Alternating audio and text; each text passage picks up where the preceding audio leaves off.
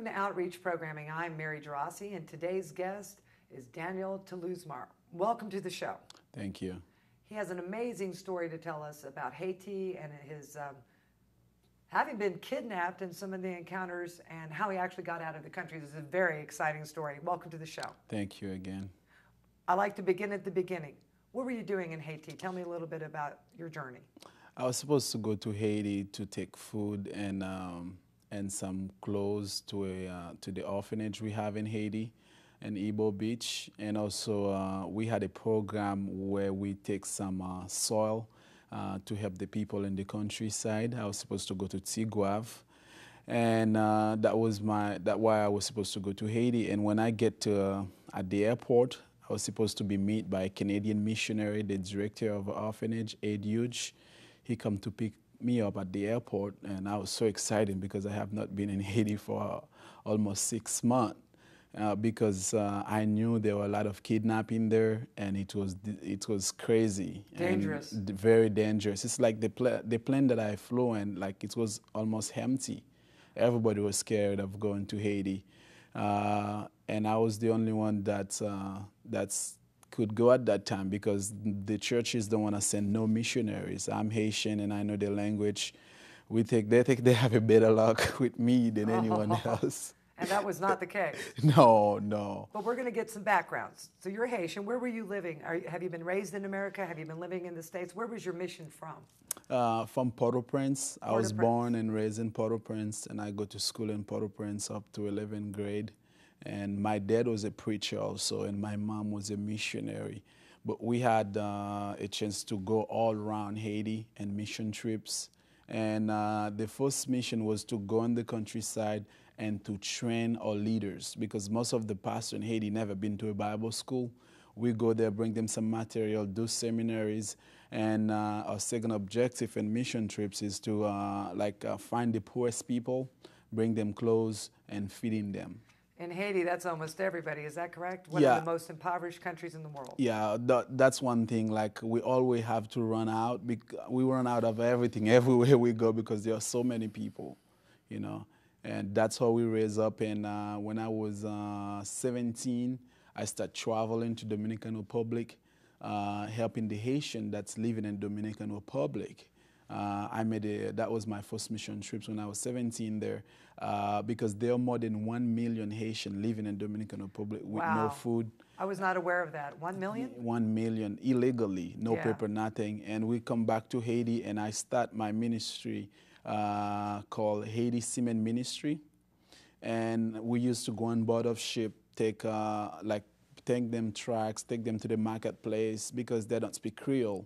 And help them communicate with their family. And I met a seaman, and he put me in touch with some organization here in America, and they start contacting me. They'll come to Haiti, visiting me, and where I went to Jamaica and the mission trips, and come back to Haiti, and I met a Haitian African American in Haiti, and he told me he was American. I did not believe him, and but he was barefoot, no clothes on, and he have some mental illness, something, and he started to talk fast, and I couldn't believe him because he was covered up with dirt, barefoot, living in the street, eating in the street, and I told him, "You're not American." He said, "Yeah, I'm American. I'm from Brooklyn."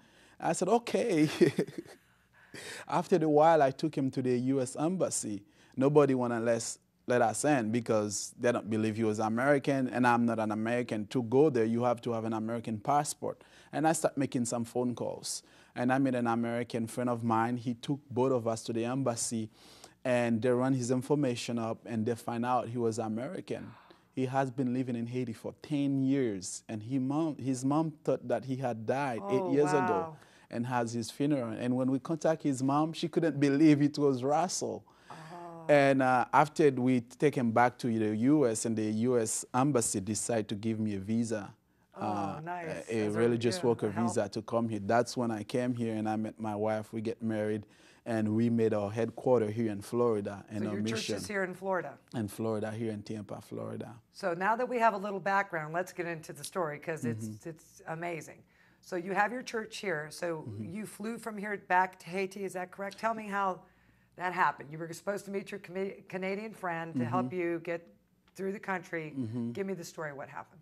What happened? I was supposed to fly to Haiti, from Miami to Haiti, and in Port-au-Prince, I was supposed to meet my Canadian friend, and we will go to orphanage, drop some food and clothes and some money. Then after, I was going to take another buses and drive to the countryside to Tigouaf, and I flew and get to Miami, from Tampa to Miami, and Miami to Port-au-Prince.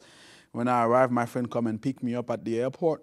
We were just riding. It was like 5 minutes away from the airport.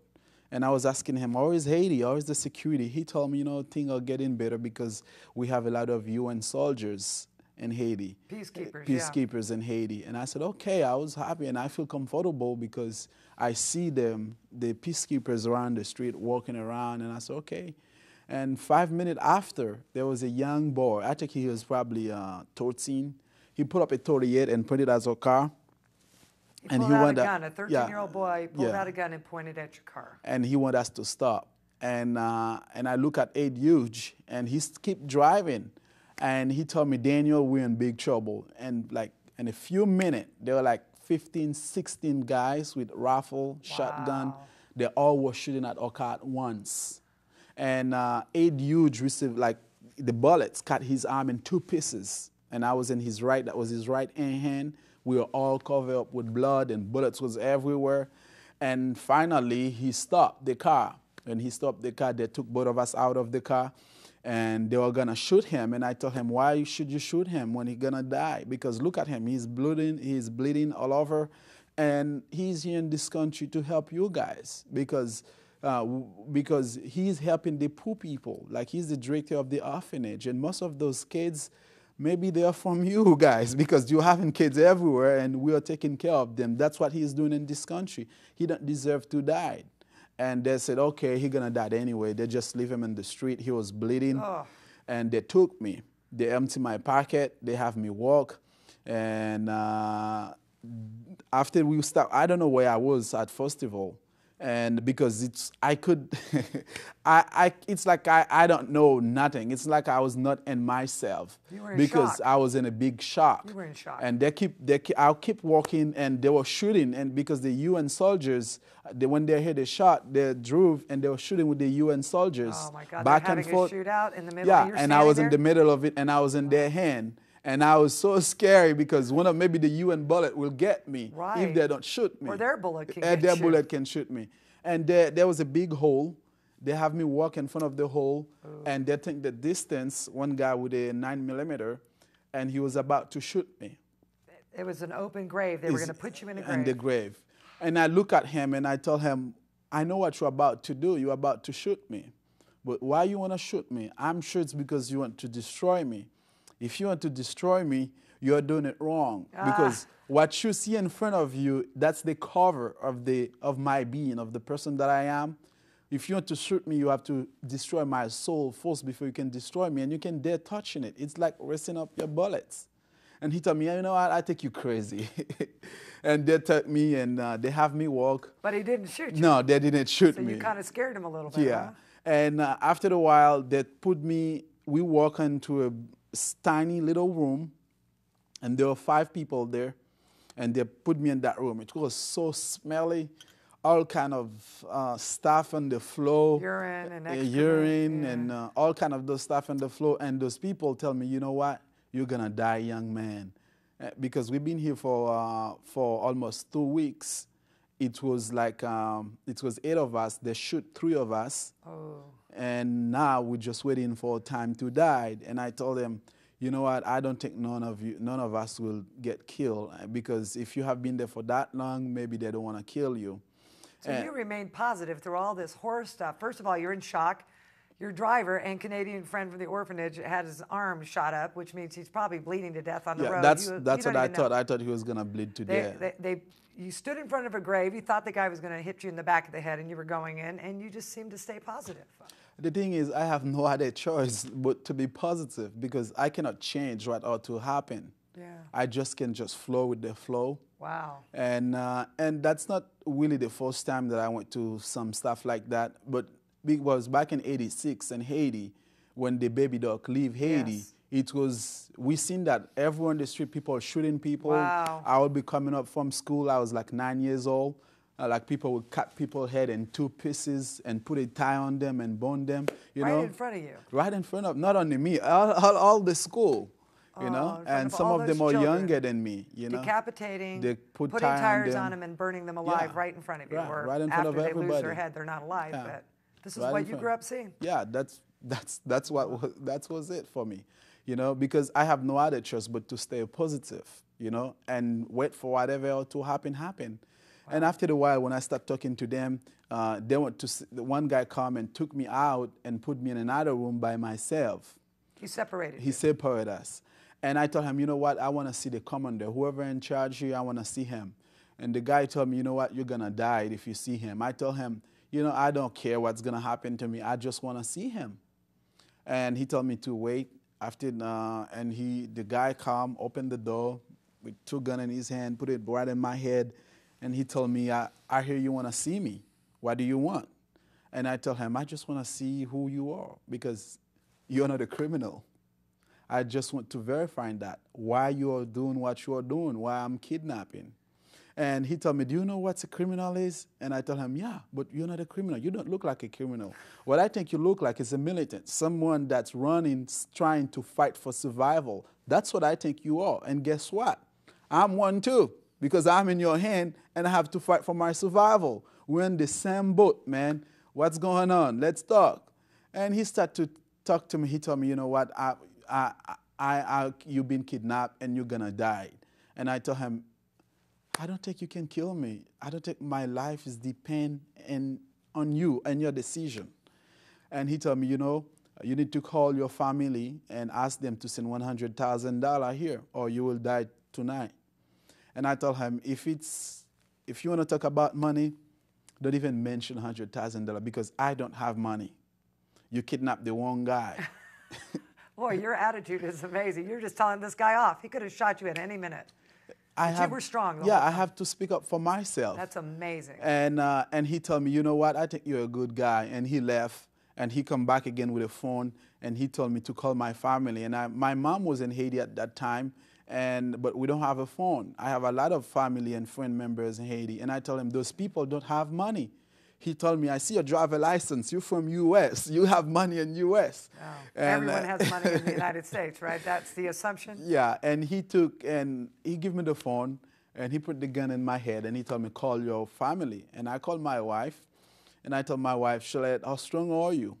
She told me, are you in Haiti? Why are you asking me how strong I am? I told her, you know, I got something to tell you, but I need to find out if you're strong, if you can handle it. She said, yeah, and I told her, I've been kidnapped, and she started screaming. And the guy took the phone and he told her, you need to send $100,000 right now or your husband died tonight. And my wife said, tell him, you know, we don't have that kind of money. And she started to cry and he hung up on her. And he took me and I told him, listen, man, you kidnapped the wrong guy because I'm one of you. If I was in Haiti, if I did not have the opportunity of getting a good education, traveling, going overseas, I would have been in the same spot that you would are. have been standing right next to him with another gun, right? Because it's a poverty. Everybody have to fight for themselves. You have to find a way to eat.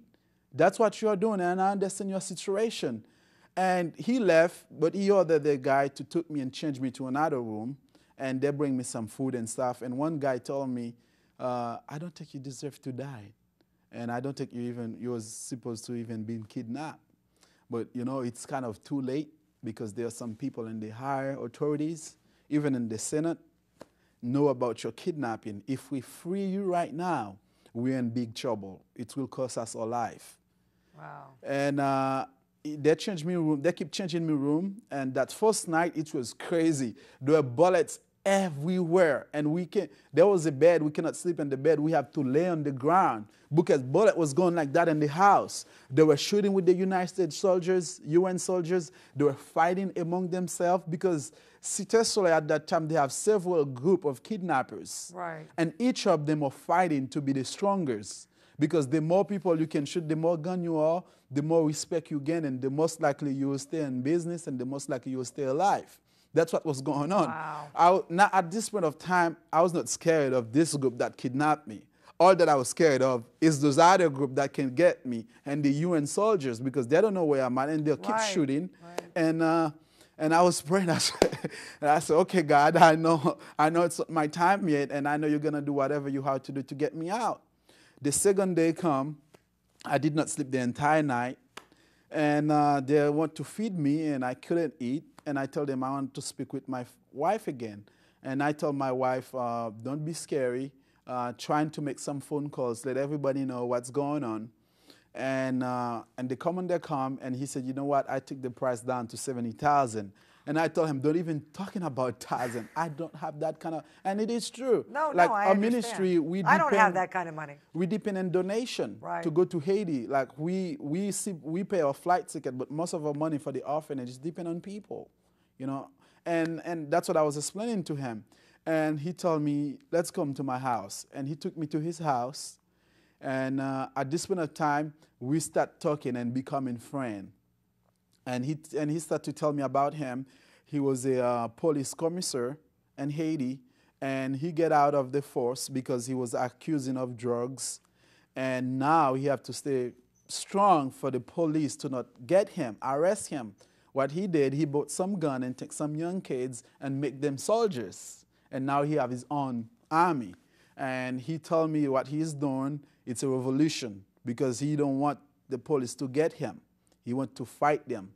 And I said, okay, I totally understand what you're doing, but you could have choose other option, you know, other than kidnapping people, because you're killing your own. Like a guy like me, I'm yours. I come here I don't have no business to go back to Haiti. I have a job here, and I have education. I can do a bunch of stuff, but I choose to go to Haiti because I feel I have a moral obligation to help you guys, to help the country. And he told me, I understand what you are doing, and we appreciate it. And we start to talk, and he told me, you know what, let me give you a tour of Cité Soleil so I can show you why I'm doing what I'm doing. And he took me in his car.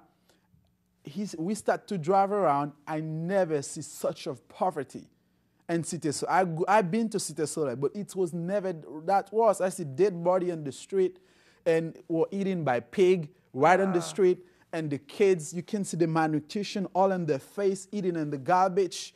It was there. I see baby body in the garbage because they die of the water, diarrhea, because the ambulance cannot come to Cité Soleil and see them. Like even like a little bag of water, just like that. They've been shooting each other over this little bag of water. It was crazy. And I told him, you know what, there is a way out. What happened to me here, I'm just laying your true need. I will come back and help you guys. And we started to talk, and he told me, I think you need to talk with the people. That was in my third day. And we were still negotiating the money.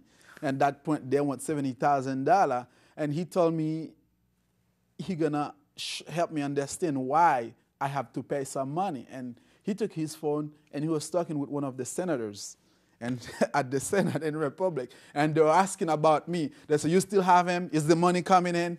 I said, oh, my, it's crazy. And he called all the people. There were like more than 100 people. And he told me to talk with those people, give them some hope. And I addressed the crowd and start to talk to them. And they start to scream, God have sent us another Aristide. And I told them, I'm not Aristide. What I was teaching them, even though they're in that situation they are in, the only way to survive is to keep hope, to keep hoping.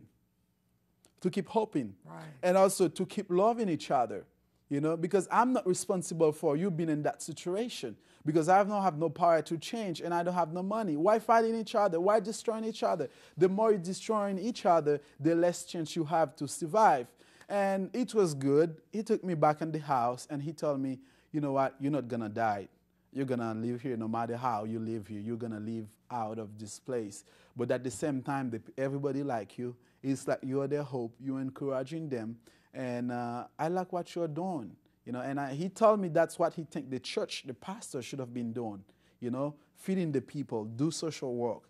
And he encouraged me at that point of time because I heard the senator and all those people that was involved, I started to get scary because I don't know what can happen because I know too much.